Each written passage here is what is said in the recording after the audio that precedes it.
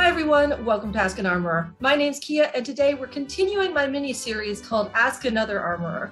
Today with me here is Raymond, a friend of mine also located in the Toronto area, who I have known for a number of years on the armory circuit as well as on the fencing circuit.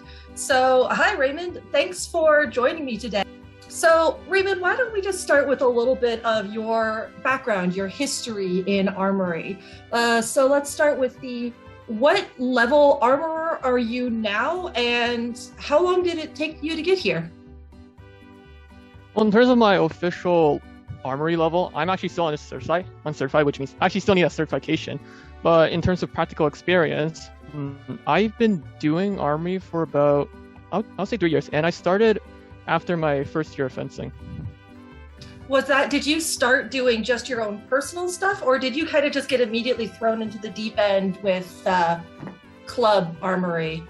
So I started with my own items. Not exactly my own items, because I actually bought some blades from someone else that were dewired, that were rusty, and then I took the time and the opportunity to try myself to see, what is it like being an armorer? So then, with my background of assembling items, doing carpentry, it was not too hard for me. I actually enjoyed it quite quickly.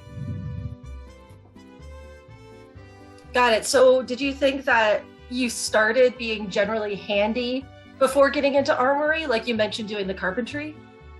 Yes.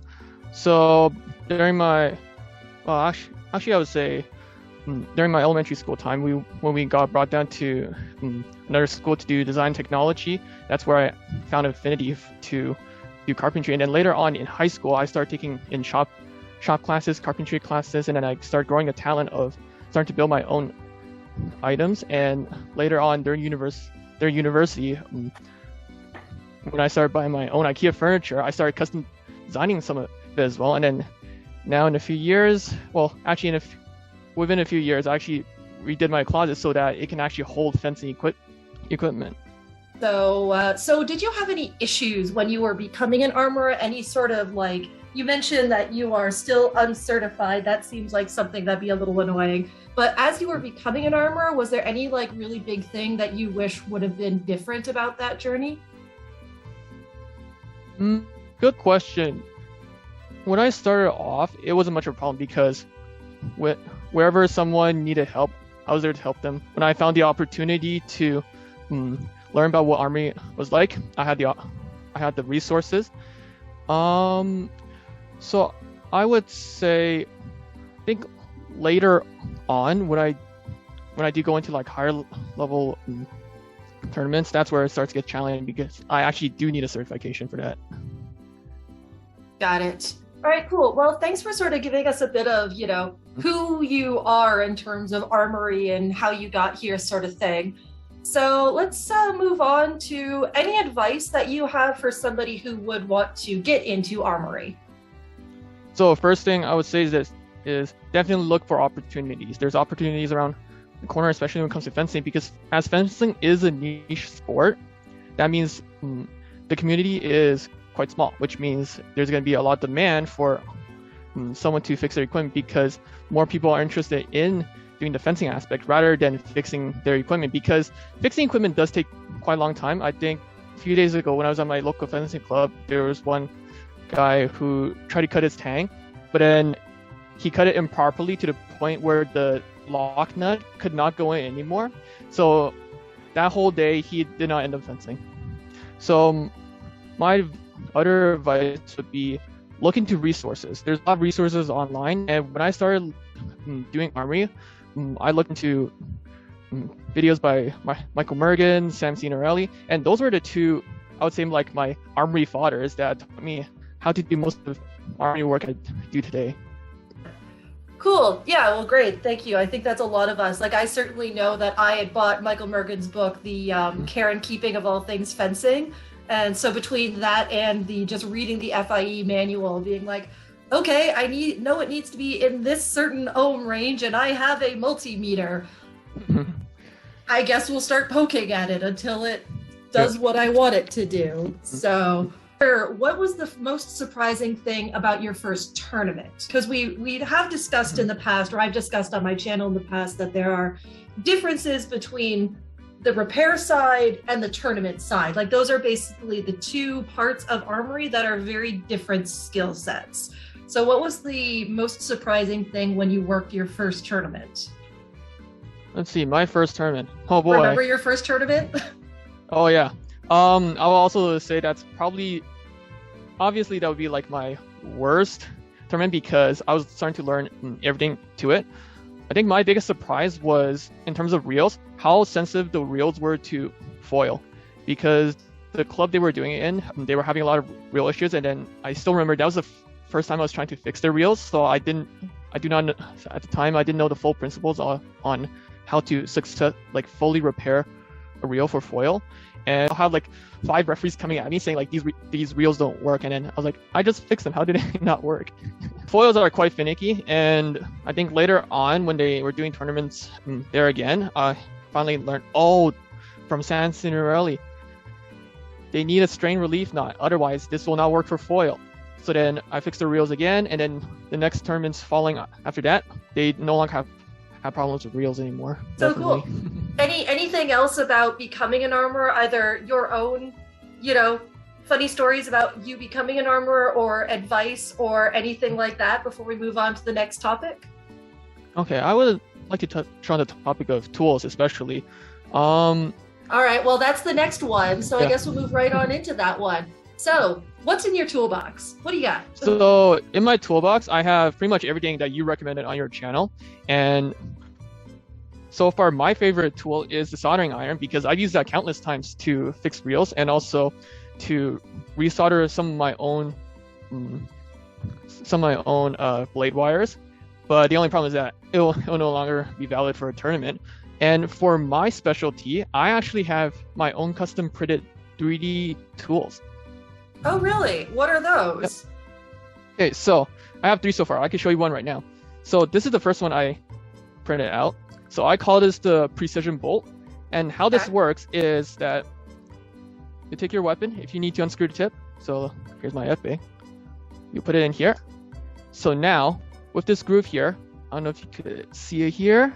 Yeah. You could take out the screws and you don't really have to worry about the tip flying off because it's gonna stay in this chamber. Got it. Very nice. Yep. And what's also here is a magnet.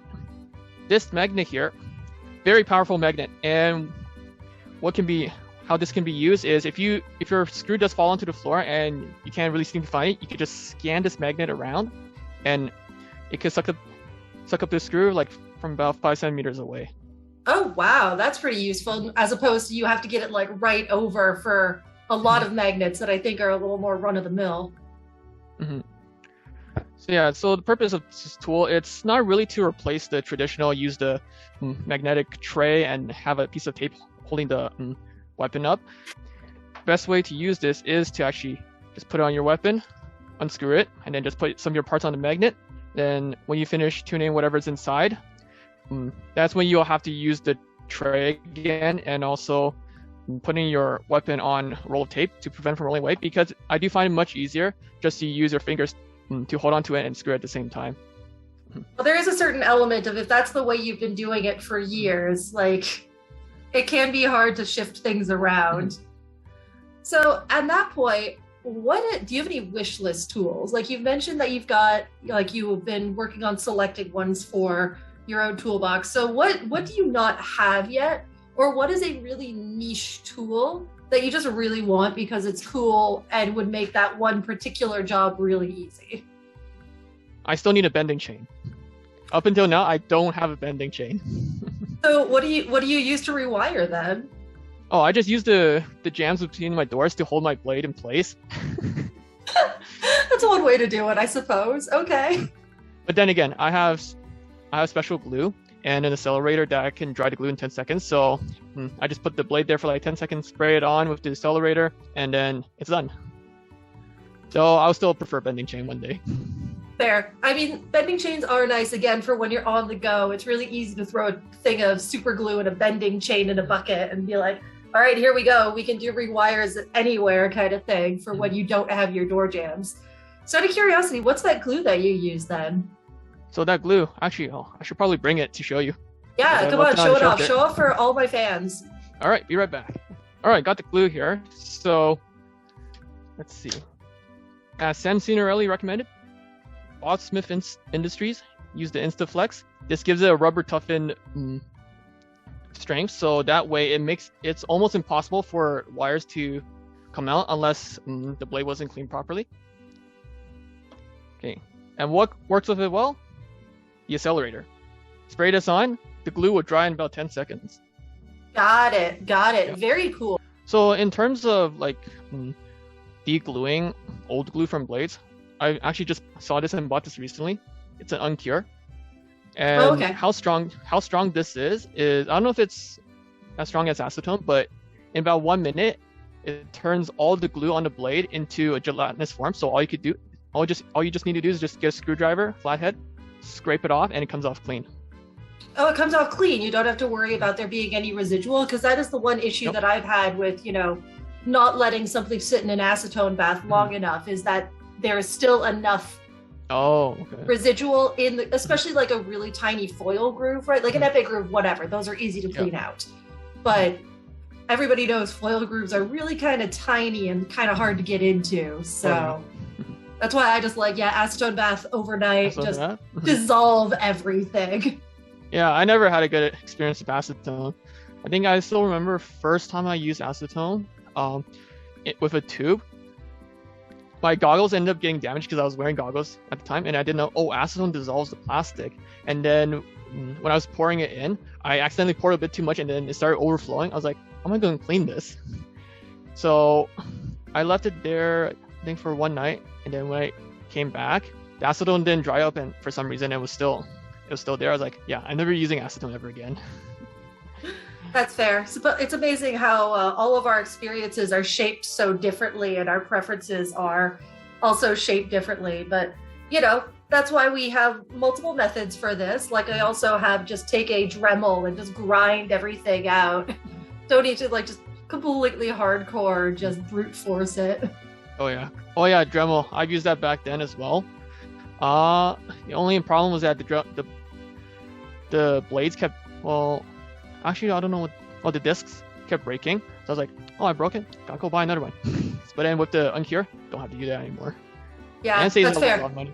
Yeah. I just got an entire stack of the discs. So whatever they break, I'm like, yeah, whatever, just put a new one on. So, but different options. And, I'm always of the opinion that so long as it gets the job done properly, I don't care what methodologies you use. So the end result is what I care about, not the process. So, all right. So final question about tools right now. So we talked about your toolbox and workbench kind of things. So, but when you're working at a tournament, what do you carry with you? What is in your tool belt, tool pouch, pockets, whatever it is that you use to carry tools with you at a tournament? So yeah, basic tools that I would need to fix body wires, to fix epi tips. So for example, for epi tips, I have my precision screw kit, and I also carry X-Acto knife just in case I do have to cut some tape and put it on the strip. And when I'm at the armory bench, this is where my other 3D printed tools come in. So here is my AST version 2, my Armory support transport. So this is only one part of it, and how it works is just put it on my arm like that, like a bracelet. And with all these slots here, I could carry my tester, I could carry some more tools, and whatever else I need to carry here, it's all magnetized. So that way, when I need to test someone's weapon, I could just hook up a body wire here and have it rest on my arm instead of having the body wire on the testing box on the table where it could fly around. And if I need to carry more testers with me, I have the second part to it. Slip that on. Okay. Magnetized. There we go. Nice. I'm going to start calling you Iron Man at this point. Yep. Yeah, so one day if I do go into a big enough tournament, I need to carry 3 more testing boxes. I have 1, 2, 3. I could probably test 4 wires at once. And if I need to attach, there we go. Comes up right off like that. But I think for most tournaments, I'll just stick with this one here. Seems like a good idea just to have the basics covered and then not get too cumbersome with what's on the arm. Mm-hmm. Oh, definitely. And one more tool I want to showcase. Yes, please. My recent invention, this super epee and foil at the same time. So so I have my epee here, and I know that's working because I fixed it.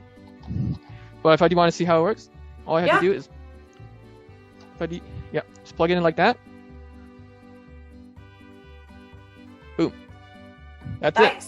That's all there is to it. No body wires needed. No need to worry about your testing box flying all over the place. And if I need to test the foil right away, I just take this off, flip it around, and put it into foil. Got it. Very nice. Well, that would certainly be nice for, a more portable option, or at least, as you say, don't need to worry. Like, I always just carry around my mini test box with a octopus, octopus style cord on it so that I could just test anything at that point. But yeah, that looks like a lot less to deal with, because my octopus cord, I do have to very carefully wrap it every time so that it doesn't get, so tangled it breaks or is just useless. Yeah, I had too many times of that happening to me, and then I was like, oh, where's my testing box? And then I was like, oh, it's under the table. I have to go under the table to reach it out and then test it again. Yeah, especially when it comes to some testing boxes that are quite loose. That's where the problem comes. Cool.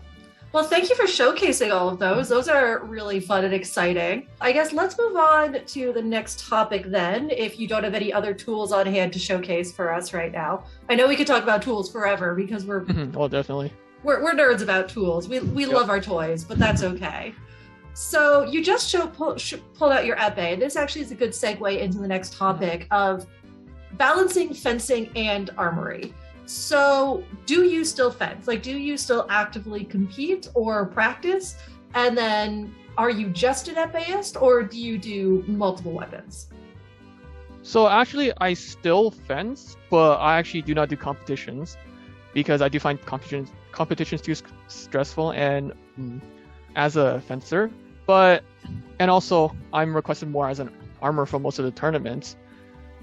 So in terms of what weapons I do fence, mainly it's epee, but I have fenced some of the other weapons. I've done foil before, and I did a little bit of saber, and I actually do find saber to be quite fun.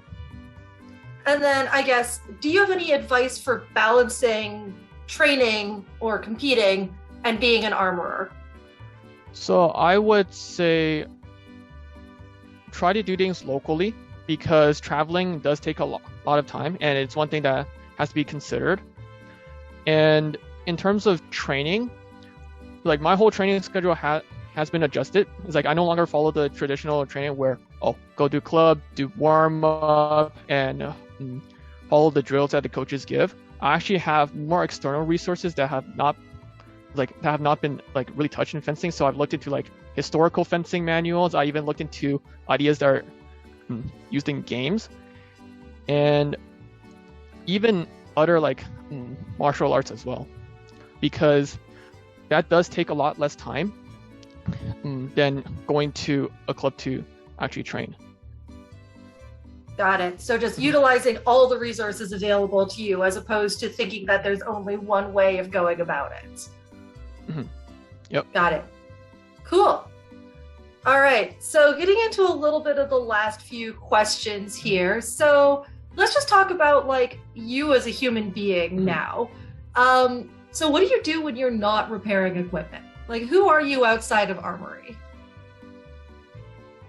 So what are my hobbies? Obviously I do gaming. It's like I played some of the mainstream games. I play like Assassin's Creed, and especially when it comes to Assassin's Creed Unity, because there's actually good fencing ideas I could get out of it. Assassin's Creed and any game that's set in its native location. So Assassin's Creed is set in France, so therefore I'll set the whole game in French, and then so that way I could get myself immersed in to the language. So games set in Japan, or if it's made from a Japanese company, and even anime right now, I'll watch everything with subtitles, and I'll just learn Japanese on the side. And when I do buy PS5 and actually buy Ghost of Tsushima, that's where I'll set everything in Japanese as much as I can, so I could get myself in immersive languages. Got it. Very cool. You're going to be, at least once we're allowed to travel again, Yeah. well set for world travels and everything. Oh, definitely. I plan one day to actually go with the Canadian national fencing team and learn the languages where the major tournaments are held. So I was like, oh, I could do Armory for you, and I could translate. If you guys ever go to Hungary, if you go Russia, France, or even Japan. Nice.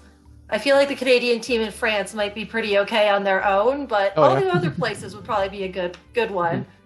So I guess this next question then is callback to an earlier one, but how do you balance everything that you have going on in life, like work, school, armory, other hobbies, family time, etc.? Like, we all know that we all have a huge number of responsibilities far beyond just like what we would want to spend our time doing. So any advice on how to balance everything like that and still remain somewhat sane?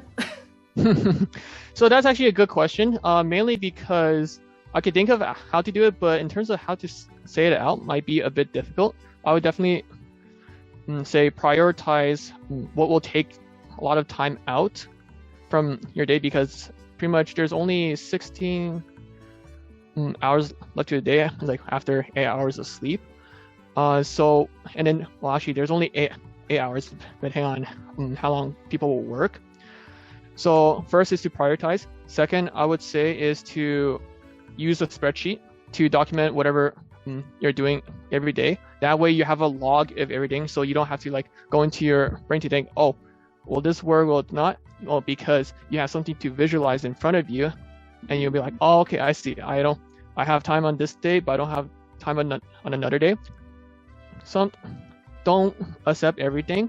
It's like sometimes always have to like know when to say no, because once people say yes to everything, they will be overwhelmed, like a snowball, like the snowball effect. It's gonna just pile up very, very quickly. That's certainly something I think we all need to learn, is to figure out what we can and should say no to. But so for all of you watching out there, learn to say no. It's very healthy. Okay, and then just finally, you mentioned you would love to travel with the Canadian national team, but what are your ultimate overall goals with Armory? So in terms of Armory, I would say travel to different clubs and see what do they need help with there. It's like, do they need help with wheels? And while I'm there as well, I'll also see, do they need help with fixing the facilities? Because recently I fixed a lot of problems with two fencing facilities before. All right, so final last couple questions. These are the really fun ones that I don't know about you, but I've been asked a lot when people ask me about Armory. So the first one, what is the strangest problem that has ever been presented to you in Armory? I'll say that has to do with the internal mechanism for Favero reels. Well, this is a very big Armory issue, but it's just that once they break inside, there's no way to fix it. Like, I've seen some people try to fix it and they've been able to do it before, but here's some advice. If you ever try to open up a Favero, do not open it, because once you unscrew the bolts, if the plastic flange that holds the spring in place comes out, your reel is gonna explode, and you're gonna have a bunch of metal strips coming towards you, and they will cut you up nice and clean. All right, battlefield in the Armory here, apparently. Yeah. So has this been multiple times that this has happened to you, or just it happened once and you're just like, nope, never again? Just, we learned that lesson. No, it happened to me multiple times. I think first time when I was doing it at my university's club, I did not know that would happen, so that exploded on me. And then the second time was coming out of the pandemic, when I went back to my local club to start fixing the reels, they actually had an internal problem. So that, I forgot. Oh, do not unscrew these bolts, otherwise the reel will explode. Oh dear. Well, at least you have spare parts? Cool. Well, thank you for joining me. Anything else that you wanted to chat about, let people know about as they're watching? Shout outs? I don't know. We're at the end of the questions that I have, and these are the, free time now. I would definitely like to give a shout out to Sam Sunarelli and thank him for making the Armory videos along with Michael Mergens, because I did learn a lot from that. I also like to give my thanks to Van Gogh Fencing Club because that's where I first started fencing, and that's where they gave me the opportunity to become an armorer, and so then I could develop as an armorer, and also in return fix their fix this stuff and fix their real issues in the club. I would like to give out a shout out to Marc-Andre LeBlanc. He's been a great mentor to me, and everything that I built up was because of the help that he gave me. Nice. We're all certainly delighted that you've joined our ranks here, and we'll work on getting you that actual certification soon. Well, thank you again, and thank you everybody for watching. I hope you enjoyed this video. As always, if you have any questions, comments, or other topics you'd like me to cover, or other questions that you have for myself or Raymond, please let me know down below. And yeah, see you in the next one. Have a good one. Bye. Bye now.